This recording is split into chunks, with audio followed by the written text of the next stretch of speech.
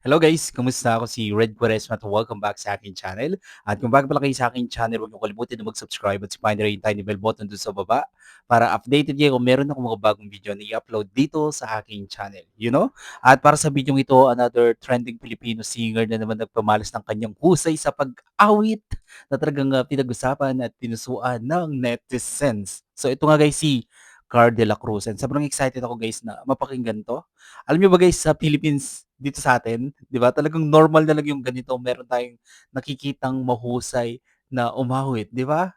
Mapapasana all ka na lang talaga. Siguro sa Philippines, siguro 98% ng, Pilipino ay mahusay talagang kumanta. Kahit saan ka pumunta, kahit sa mga kanto-kanto ka lang pumunta, meron ka talagang makikitang magaling kumanta. Mapapasana all ka na lang talaga.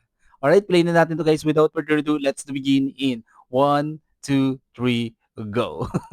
Tara, play na natin. Alright, so here we go. Nung minsan ay naranasan Nasa ko inuman session siya, ang no? isa. Pilit ko na nalimot tulad niya. Dati mahal na mahal. Wow.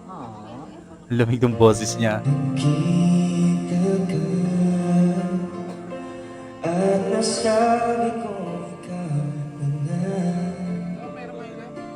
ang hinahanap pa. Galing ano? Tinarasay na makapiling ko. Ngayon naririto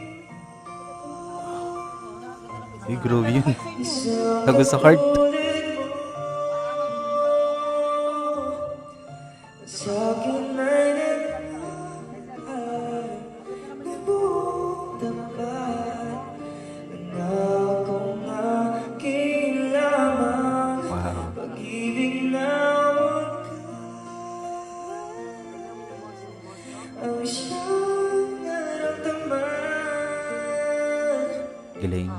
Yan na namumula sa'yo sa puso ko. At kahit Mapanakit. ay Mapanakit siyang kumanta. hindi mababago. Yon. Wow, ang galing niya. Nakakaasar. And may ang ganda ng boses niya, napakalamig ng boses. Tapos 'pag kumakanta siya punong-puno talaga ng emosyon 'no, nanggagaling talaga sa heart. And, 'pag kumakanta siya para siyang nagkukuwento 'no, kaya kapag pinakinggan natin, sobrang dalang-dala tayo. Alright.